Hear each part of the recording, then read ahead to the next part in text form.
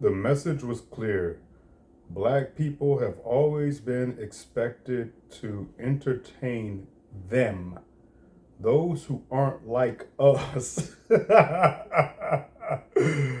Those who aren't like us, just to keep them from being bored.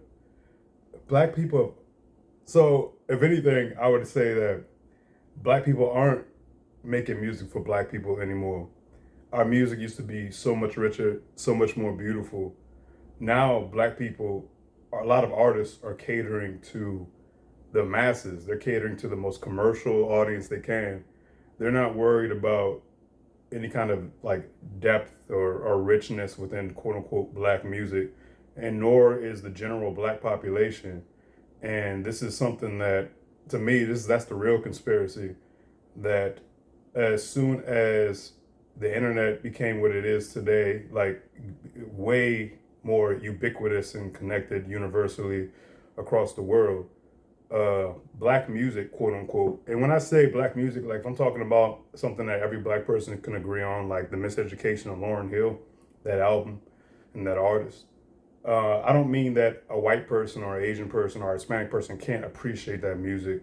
I'm just talking about, like, as we can see now, something like the Miseducation of Lauryn Hill would not have grown or not would not have sprouted in these circumstances that we see today, because the demand now is for music that is way more soulless, way less rich, and it's something that can spread across all audiences.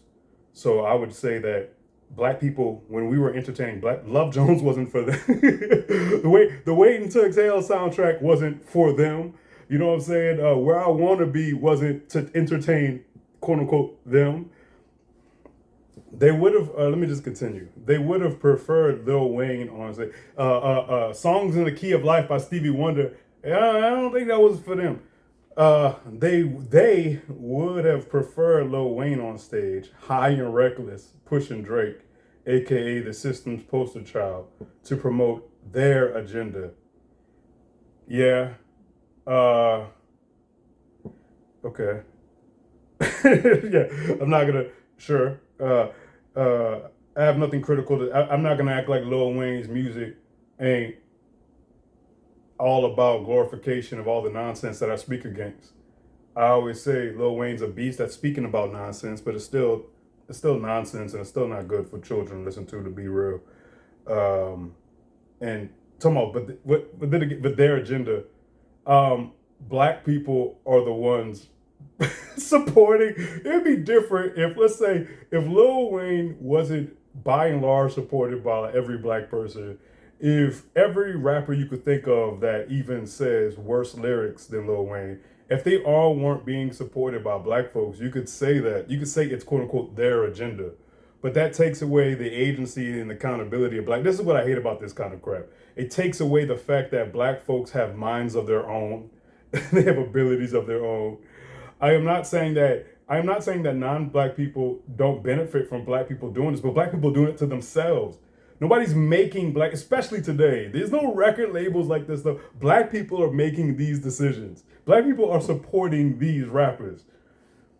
But Kendrick, he sent a message Wayne never could. I started with an American flag built out of black bodies, symbolizing how America itself was built on our backs. Yeah, nothing to say against that. Very true. The real message. It wasn't just about race.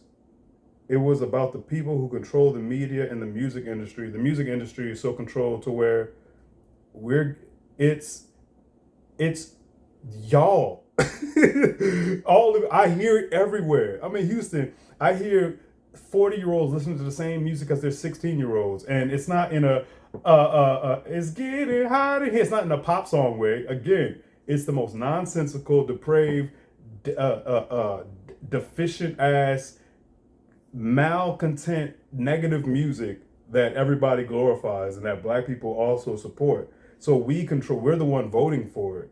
That's such nonsense. Um, they're the ones who create division for profit. Black folks, again, got to take accountability for the division that we create amongst ourselves. I will never you. I will agree with everything probably you could ever say about what non-black people, with white supremacy and historically what white America has done to black America.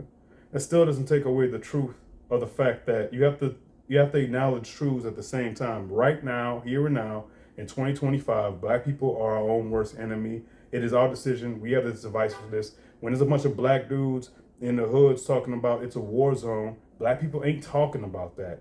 Black people aren't saying what can we do about that. We can all talk about this shit, but we can't talk about what's actually happening that we can maybe do something about. And even if we can't do something about it, we need to talk about the fact that we can't do something about it and how outrageous and egregious and how unhealthy that is for our world. Let's break it down. The opening beat, a nod to Dead Prez bigger than hip hop. If you don't know, you're asleep. The system distractions. Drake's fame helps push artists like Sexy Red to entertain while diluting the culture. Artists like Sexy Red, again, they're promoted by is Sexy Red the one where is that song Hands on Your Knees, getting on hands and knees?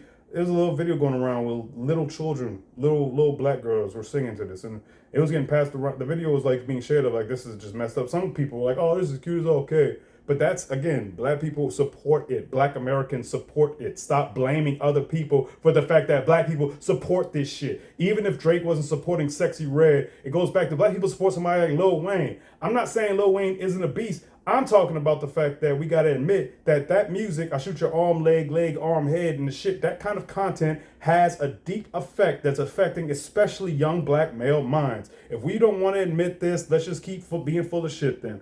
And those kind of artists, and like the artists that come from the spirit of Wayne and from all these dudes, it's fucking up young black men's minds. They got it all twisted. I see it all the time. It's like they're living in a different world. They're living in a world of fiction that they think is real, that it's all a result of their own mentalities, of their own perspectives. And their perspectives are informed by the soundtrack of quote unquote gangster rap.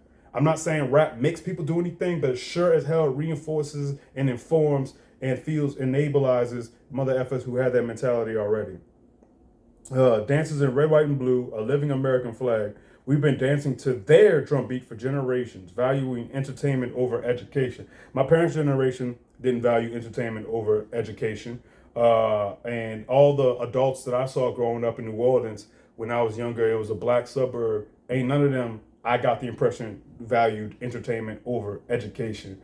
I would argue that's the black people of today that more than ever are valuing, because that's everybody. It's not just black Americans, that's everyone. All human beings are valuing entertainment over education. And we are complicit in that. We don't stand up against it. There's no culture, there's no black American culture known for, this is known for an African culture, an actual literal, in Africa, this is a thing.